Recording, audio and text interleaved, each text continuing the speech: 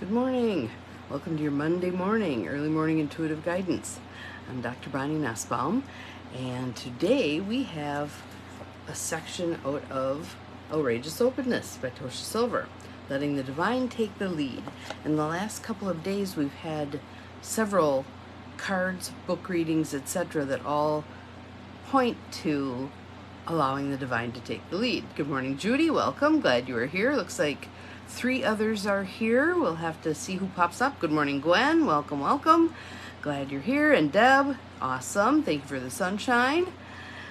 So glad everybody's popping on. Good morning, Peggy. Welcome. And Abigail's here. Good morning. So everybody rolling in. This is good. This is good. And this is a very powerful chapter, and it's one of those chapters that's going to call us to take a look at our pettiness. Always fun, isn't it? So, let's start with some breathing. Nice deep belly breaths in through the nose, out through the mouth. Good morning, Carolyn. Yep, I love Tosha Silver too. She's cheeky. In through the nose, out through the mouth. Shaking things off a little bit. Ready, present to soak up. Good morning, Cindy. Glad you're here. Ready to soak up the wisdom from this particular chapter. And for those of you who have the book and want to follow along, it's on page 127, Drop the Victim. Drop the Victim. So there's 2 quotes. Usually there's a quote at the beginning of each chapter. Good morning, good morning. Glad everybody's here. My favorite number of people are on 8. I love 8. Infinity. So, 2 quotes at the beginning of this chapter, and I love this first one. Revenge is like taking poison and waiting for the other person to die. Carrie Fisher. It is Outrageous Openness, Letting the Divine Take the Lead by Tosha Silver. Try to get my fingers off of her name. And if you have not gotten it, most definitely. So the way I found this chapter today is I hold the book in my hands and I just ask, what's ripe for us to learn today? Open to a page, and this is what we get. Okay? So that's the first quote, Carrie Fisher. Revenge is like taking poison and waiting for the other person to die. And the second quote is by Megan Fox. The only real beauty is self-acceptance. The only real beauty is self-acceptance. Yes, yes, yes. So let's just see what story she's sharing. And that's one of the things I love about this book. Hello, Doneen, glad you're here. Is she uses stories to illustrate her point. And for me, that processes really well. Good morning, Mel. We are doing Outrageous Openness. It is page 127. I gave a reading to Patrice, who is in one of those relationship dramas that are almost a boring cliche. Nearing 50, she had just been dumped by Ed, her husband of 20 years, for a woman half her age. She called me howling like a wounded tiger, filled with indignation and pain. She was also completely consumed with hating the younger gal. She spent most of her time furious, convinced that if that hussy hadn't gone after her man, all would still be well. And even though Patrice is actually a Pilates teacher who's in unbelievable shape, she felt ancient compared to her nemesis. Well, I barely knew where to begin. First, I admitted that while I understood her hurt, I just don't believe in rejection or competition. In the psychic realm, they're both mirages. If you anchor yourself in divine source, what needs to come will always come, regardless of others. By the way, I'm not ignoring the ageism and sexism that permeate our culture and fuel such sagas, but everyone actually can learn to hold their energy separate from these limiting motifs. In other words, not buy the lie. Those are powerful words, people. Those are powerful words, because this can spread across all kinds of things. Racism, ageism, sexism, any of the isms. So let's hear it again. Everyone can actually learn to hold their energy separate from these limiting motifs. So many, many years ago, when I was working with a family, and I'd see various combinations from that family, the youngest boy, who was maybe 9 at the time, his mom had kind of instilled in him that he's sickly and that he wasn't able to do things that the other kids could do, blah, blah, blah. He was sickly. Good morning, CJ. Welcome. Glad to have you here. And there was one session where she was calling him out for not having done something, and his reply was using the excuse that he was sickly. And I thought, here it is, coming full circle. You've paved the way to create this mess. So, again, let's hear it again. Even though we've paved the way to have the mess of racism, sexism, ageism, all the other isms that we have, everyone actually can learn to hold their energy separate from these limiting motifs. In other words, not buy the lie. Thank you, Cindy. As we looked at her chart together, a different story emerged from what she had said. So again, she's telling herself a story. She's making up what this means, right? So here's what the chart said. The marriage had been nearly dead for 7 years, going back to her chart's last Saturn square. Patrice at first fell silent, then quietly admitted that this was so. She had been feeling trapped for a long, long time. While she and her husband both worked full-time and had no kids, she handled everything at home, feeling like a cross between a maid, a secretary, and a nanny. On top of that, they never talked. She had fantasized leaving every day. So you got your wish, I said. This has nothing to do with some chick taking him. No one can steal someone unless they're in an international underground kidnapping ring or something. So was she? Not that I know of, Patrice laughed, but I wanted to be the one to leave, and I wanted to find someone first, not him. So really, she had been miserable for years with a guy who was having affairs while she cleaned the bathroom on her days off. She had long wanted out. And finally, the universe gave her the jail keys. Just didn't give them to her in the way that she wanted. You know how we dictate to God, it's got to be this day, this time, this color, this shape, blah, blah, blah. She had long wanted out, and finally the universe gave her the jail keys. One day, I grinned, you should send your replacement a thank you note. Seriously, she might end up scrubbing his damn bathtub while you'll be free on weekends to go hike Mount Tam. Admittedly, Patrice is an intense New Yorker who's a really quick study. Like many Leos, once she's done, she's so done. She dropped her victim story like a hot coal. She stopped saying she was dumped and decided she was grateful to be released. However it happened, did not matter really how it happened, as long as the end result was she was free. Free to move about the earth, right? And she stopped comparing herself to the other, pretending that she was beautiful just as she was. If you pretend for a while, it actually becomes true. I promised. I suggest that it's like practice. It's not the same as pretend. So think about playing guitar. There's a difference between playing air guitar, pretending, and practicing. Okay? So we're going to practice feeling beautiful. We're already beautiful. It's practice feeling that, hooking up with it, violating society's rules, this narrow little box of this is what's acceptable, and the rest of y'all, you're losers. Okay? That's garbage. If you pretend for a while, I'm going to say if you practice for a while, it actually becomes true, I promised. The receptive level of your intuitive mind believes what you tell it. It's malleable and plastic, awaiting your every word. Be careful what you say. Good morning, Pat. Good morning, good morning. Eventually, she emailed me that she was seeing someone new. And get this, she wrote.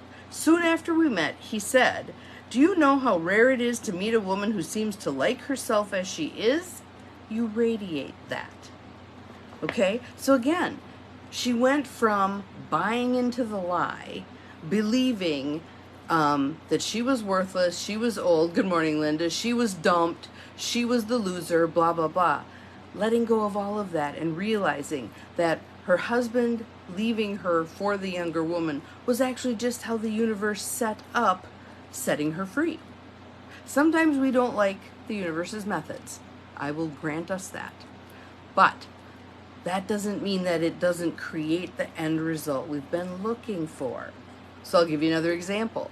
Someone who has a car accident and it means that they have to take some time off of work, they have to take good care of themselves to allow themselves to heal, etc., etc. Again, the method sucks, but it accomplished the end result. And sometimes when we're not very good at listening when the universe whispers, it yells. So, I want to go back to this piece, though, about the wisdom, the knowledge, the whatever that permeates our culture. We have so many cultural beliefs that, especially right here, right now, do not serve us. So, one that has been with us since we took the land from the natives is that idea of being fiercely independent and forging ahead, and I can do this on my own, and blah, blah, blah.